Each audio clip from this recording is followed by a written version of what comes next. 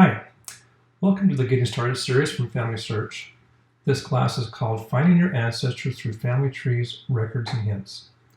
My name is Brian Edwards. I'm a Portfolio Director for FamilySearch International, and I'm really excited to be able to talk with you today. Today in this discussion, we're going to start by building a family tree. We're going to add living people, then add deceased people, and hopefully connect into the larger community family tree and see what others have already added to some of our ancestors. From there, we'll look at record hints, learn how they work, how to evaluate and attach a record hint, and how that adds new information to the family tree. So let's get started. Now, I've already gone and created a new account on FamilySearch.org. So I get to this page, and it's got several limitations for me. I can add a father by clicking this link here. I can go to the family tree, or just below the fold right here, there's also a button to start my family tree as well. So any of those will take me to the same location. When I do that, I get here to this family tree. Now obviously it's quite bare. There's not much here because it added me based on what I told it when I created my account. Now I'm going to tell you today, by the way, that to protect information for privacy of living people, I've gone ahead and added a false birth date for myself. I'll be adding a false name for living people, but I'll put incorrect information when we get to deceased people. And you'll see why that's important in just a minute. But I wanted to make sure that I wasn't accidentally giving away information, birth dates, names, or even maiden names of people, of living people, so I wouldn't violate any of that. So I advanced my age quite a number of years. I'll advance my dad's age even further. So here I am in the family tree. I'm looking at this. And I'm going to go ahead and I'm going to click to add father. When I do that, this pops up right here where they're asking me to give a little information about my father. So again, I'm going to put in information that I'll have to delete out later because my father is still alive. But I'm going to put in a made-up name for him. And then I'm going to mark that he's living. Now when I do that, it tells me that I need to create living family members to connect me to my deceased ancestors, and that to protect privacy rights, I'm the only one who can actually see the living people that I create in the family tree. So deceased people are shared and we can collaborate and work together, and we'll learn more about that in a few minutes. But living individuals are kept private to me for privacy protection. So doing that then, I'm going to go ahead and drop a birth date in here. And again, these are made up birth dates and birth locations, but from here, I'm going to go ahead and click next. And when I do that, it says, it actually goes and looks to see if there's something like that already in the family tree, but because this person's alive, it's not going to find a match because it doesn't find living people in there. But based on that, I'm going to create a person. I click to do that, and it's now added my father, or my made up father in this case, to the family tree. Now from here, I want to go ahead and add his father. And his father, again, this isn't his real father, but this person is going to be deceased. And so I'm going to add real information in this situation. So I'm adding the name of Morgan Bell Edwards. Now he is deceased. And it tells me when I click that the deceased ancestor may already be in the family tree. And so if possible, put in at least one date in one place so they can do a search. The whole idea of the family tree is it's designed to be a collaborative community family tree that people can share and collaborate and work together on. And so we try to do that by making sure that each person is only in the tree one time. And so if you put in good information, we'll try to see if that person's already in the family tree. And if so, bring back possible matches. So I'm going to do that here by putting in an actual birth date, birth location, a death date, and death location. That's a lot of information, but it's going to get me the best possible search results. Then I'm going to click next, and it goes and searches and says, here's some people that might match the information you gave us. And so it found Morgan Bell Edwards. It found that, and as I look at this information here, this is what I typed in, and this is the first possible match. And you can tell right here it looks really good. And in fact, the birth date and death information match exactly. And I happen to know his spouse was Margaret. I know his parents were William and Anne. So that's a really good match. So I'm going to go ahead and I'm going to click Add Match. And when I do that, then the next screen pops up and says, okay, you told me this is a match for Morgan Bell Edwards. Do you want to add Morgan Bell Edwards with his spouse, Margaret Owens? In other words, is she the mother of the person, of the child, in this case, made-up name Edwards? Or do you want to simply add Morgan Bell Edwards by himself and add a mother later on? In this case, I want to add them both at the same time. So I'm going to select the couple. And when I do that, then suddenly I get this information. And you'll notice there's already photos here of these people. And in fact, if I were to click and expand this tree out, you'll find that there's quite a few generations in the family tree with photos and stories and information. So that's the really cool thing about connecting to the family tree. Now, it might be that when you go in and do this, that you don't get a match instantly. You might have to add some further lines, but there's a pretty good chance as you add more people into the family tree that we may very well have some of your family already out there because there's so many people working today in the family tree. Right now we have 1.2 billion names in the family tree, and that's growing all the time. And so it's really a great place to connect in and discover things. Now, we want to look a little bit more at Morgan Bell Edwards that we just discovered in the family tree. So I'm going to go ahead and click on his name. When I do that, this pops out, and I notice here that he has 56 sources and 28 memories. And a memory is just kind of a fancy word for photos and stories and documents and audio files, audio recordings, if you will. So that's a lot of good information we want to take a look at. So I'm going to go ahead and click on Person. When I click on Person, it's going to go to what we call Morgan Bell Edwards Person page in the family tree. And here you see that there's a life sketch, there's vital information with birth and death information and so forth, and there's more down the page. We're going to kind of, just for time, scoot through this kind of quickly. We're going to look at sources for a second, so I'm going to click on Sources. Notice there's 56 sources here. Now, a source is typically a historical document of some sort that has information about Morgan Bell's life, his relationships, events in his life, etc. And you can see here it might be a marriage certificate. It might be a census record. It might be birth certificates of his children or himself. It might be a death certificate. It could be a family Bible and other things of that nature. But all these things prove out and add information to Morgan Bell Edwards. And we'll look at records a little bit closer. And there are some other classes in the beginner series that will go into more depth on records. But for right now, we're going to stop here. We're going to look at memories. Again, there's 28 of them. And as I mentioned before, memories are actually the photos, stories, documents, and audio recordings that may tell you more about and put color to someone's life in the family tree. In this case, Morgan Bell Edwards. And there are 28 of them here. So, and there's more down the page here that I'm not going to get to right now.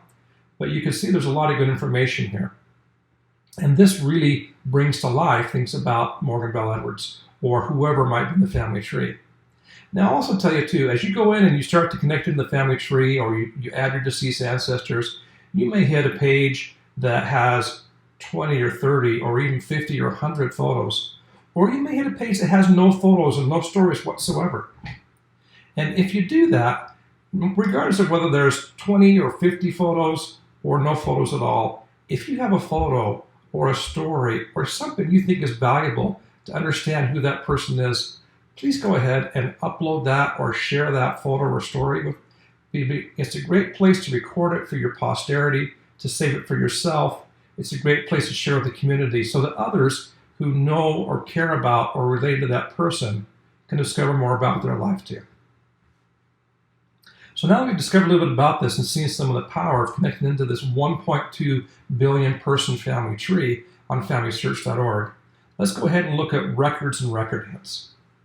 And again, for time, this is going to be kind of short, but we're going to jump in and take a look at this. So essentially, a record hint is where our computer system goes and compares information in the family tree to information in these historical documents that we've been scanning and indexing for decades, and many decades now. And it goes and compares those and brings back and says, I think this might be a match for this person. And when it does that, if you look right here, you'll see a little blue icon, looks a little bit like a page of some sort. And in fact, there are 4 of those blue icons. We call those record hint icons on the family tree. And so that's saying, hey, we think we have a match of a record with the person that you're seeing right here. Additionally, if I go, in this case, to Samuel Randall Rogers' person page in the family tree, these same record hints show up over here on the right-hand side under what we call research help. And as I look at this, there's 2 of them here, one from Find a Grave Index and one from the United States World War I draft registration cards. Now, I'm kind of excited about this because when I see this right here, what I realize is that the Find a Grave Index from findagrave.com actually has a birth date, which I already have, and it matches. It also has a death date, which we don't have in the family tree, and it has cemetery and burial information. Again, that's not in the family tree.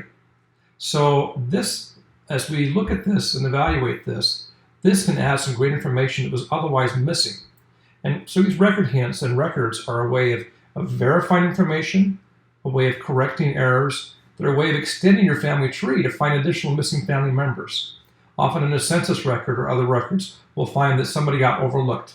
We can add parents, or we can add children or spouses or other people like that. It's pretty exciting to see these record hints. So we're going to look just for today for an example to evaluate this record hint right here from findagrave.com. So I'm going to go ahead and click the little blue button there. It says Review and Attach. When I do that, it takes me to this page right here. Now, the first thing I do is I have to keep in mind that the computer is pretty smart, but it makes mistakes. And so before I start taking action on this page right here, I want to look at this and say, do I agree? Do I think the computer was smart enough to give me a good match right now? And so as I look at this and compare, the first thing I notice is that the name matches first, middle, and last exactly. That's pretty awesome. That's a great start. Be less impressive if it was John Smith, but Samuel Randall Rogers is not as common a name, and it's more likely a match. Additionally, the birth date matches exactly. That's a great step forward. So I'm going to go ahead and look at this a little bit closer and see what else I can see on this. And in fact, if I look down the page just a little bit, I'll see that he was buried in Dearborn County, Indiana, and in 1945 is when he died. And in fact, in 1942, he was living in Dearborn County, Indiana. So again, that's another good match, good possible thing here to tell me this is the right person. Well, the last thing I'm going to do is I'm going to go up here to the top of the page, and you notice it says Find Record, View Record, or Image. So if this was a record that was on FamilySearch.org, it would probably have an image that we could look at right here. In this case, this came from findagrave.com, which is a fantastic free site sponsored by Ancestry.com, and that's supported and created and built up by a community of volunteers adding information from cemeteries across the world. Well, I want to go take a look at that. So when I click on Image, it's going to pop up and say, hey, this is on another website. We don't control that website. There's a possibility they may charge you fees or maybe other terms of privacy terms and conditions over there. But it's on another website, so just let you know this is no longer FamilySearch.org. Well, in this case, I'm going to click on this and go take a look at this. It takes me to findagrave.com. And what I find here is the same guy. I have a birth information, I have death information, and somebody's actually added onto this page his marriage certificate and his death certificate, and I can look at those as well. But looking at this, looking at the names of the parents and the spouse and so forth, this actually looks like a really good match. So I'm going to go ahead and by the way, sometimes people will add a photo of the actual person. There's often a photo of the gravestone on this site. So there's a lot of great information here on findagrave.com. But having looked at this and evaluated it, I now feel really confident that this Samuel Randall Rogers is indeed my Samuel Randall Rogers out of the family tree on FamilySearch.org. So I'm going to go back to that page, and now notice that on the left-hand side, there are 2 things in blue, death and burial. Now notice that there's nothing over on the other side. So I'm going to replace the death, and what that really means is he was marked as deceased before, but we didn't have death information. So it's going to stick a death date over there. I'm going to click the add next to burial. It's going to tell me that the town and location he was buried in. And so I'm going to click and move those across. And then I'm going to go down a little bit further on the page. And you'll see down here, there's a place that says reason to attach source. Now the reason we ask for this is because the family tree, as I mentioned before, is a community family tree. It's made up with lots of people working together on common ancestors. And when you make a change to the family tree, the question is, why are you making this change? If you can kind of tell us why you're doing this, it can help somebody else understand why you made the decision you made, why you added or changed information in the family tree. So I'm adding this because I know the full name and the birth date match. The burial's in the same county shown on this World War II draft registration card. So I'm feeling like this is really good information. I'm just going to say that's why I'm attaching this. That's why I feel like this information is correct. To do that, I'm going to click that blue button called Attach. And when I do that, it pops back and says, hey, this is now green. You've attached this record. And, congratulations. That's done. When I go back and take a look at his page, I actually had to hit refresh because it hadn't refreshed yet. I hit refresh on the page. It pops up here. And now I have a death date and I have a burial location, information I didn't have before. And so with just a single record hint, I was able to add information I didn't have before, verify information I already thought I had and already thought I knew, and really help improve the family tree. And like I say, other record hints will often extend the family tree, adding missing family members, parents or children or spouses or those sorts of things. So there's a lot of great stuff on these record hints. But for time today, we're going to stop right here. So just to kind of encapsulate what we talked about today, we start off by building the family tree. And when we got to a deceased person, we found that he was already in the community family tree. And that opened up a whole wide world of additional generations and information. We took a minute to look at existing sources and memories. And again, memories is a word for photos and stories. And then we found, evaluated, attached a record hint. In this case, it was from Find a Grave.